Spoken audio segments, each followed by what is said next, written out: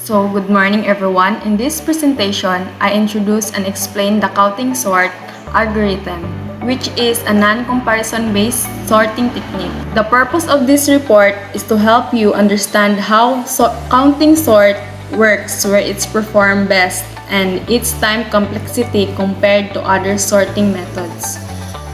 Well, we'll talk through the basic concept and example, advantages and limitations, and see where it fits in real-world application.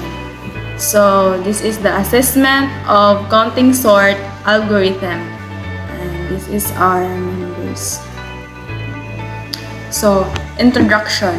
Counting sort is a simple and fast way to sort numbers. Instead of comparing values, it counts how many times each number appears and uses that to sort them. It's super quick when you're working with numbers in a small range.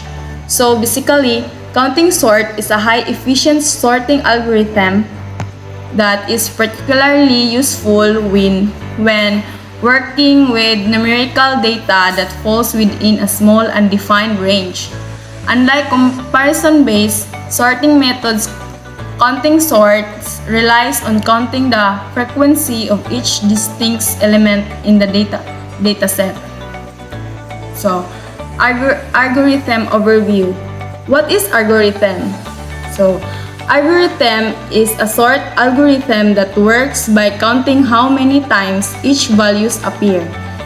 It's based for sorting numbers in a limited range and can be faster than other sorting methods because it doesn't compare values. So, counting sort is a non-comparison based algorithm that sorts elements by determining the number of occurrence of each unique values. So this is an example of counting sort algorithm code. This is an example of unsorted array from main body with the element of 4228331. First iteration, int max array 0, is to set the first element as a maximum. So first, we need to find the maximum number or maximum element in our array. So first, obviously, in our array, the first element is the first max.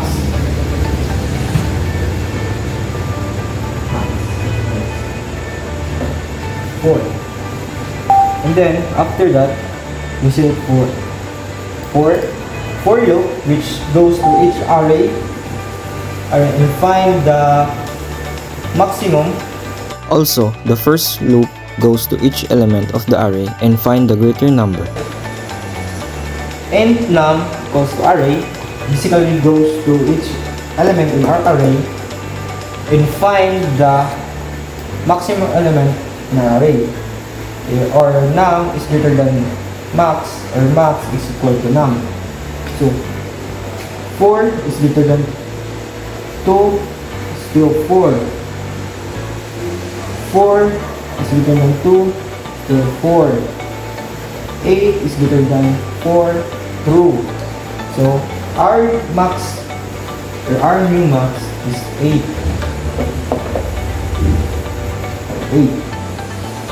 8 is greater than 3, still 8. 8 is greater than 3, still 8. 8 is greater than 1, still 8. So our maximum number in our elements or our array are 8. After that, int count new max plus 1, we create an count array to store how many times each number appears. And after that, int count is responsible for making a count array. So count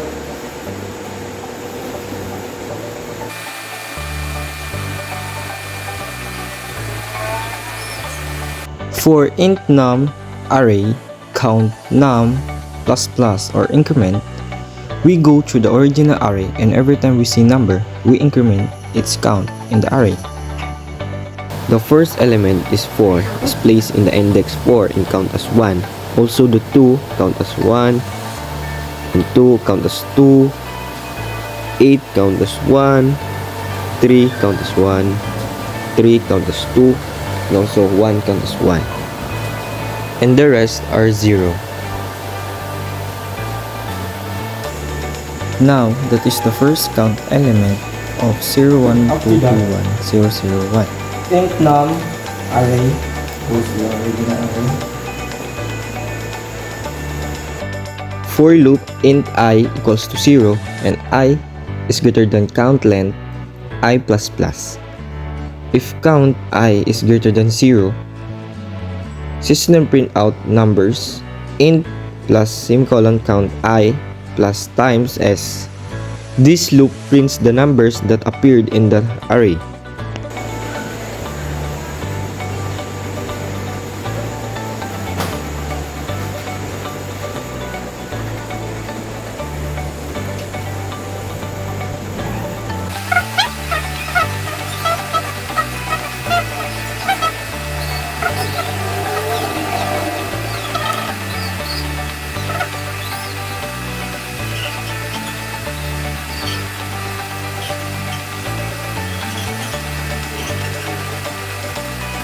For the second count, we have a 0, 1, 3, 5, 6, 6, 6, 7. It get by simply adding the all elements on the first count. Now let's proceed to the final array. Int index equals to 0 keep track the current position of the original array where we insert the numbers. In the last for loop, int I equals 0 is less than count that length that I++ or the increment. This loops goes through each possible number from 0 to max. In the while loop, count I is greater than 0. If the current number I found in the array, we enter the loop. And let's get back to the simulation. For the final array, we just goes through the original array and we just compare how many times the number occurs in the first array. Then we just rewrite it in the final array. This is the final sorted array. 1, 2, 2, 3, 3, 4, 8.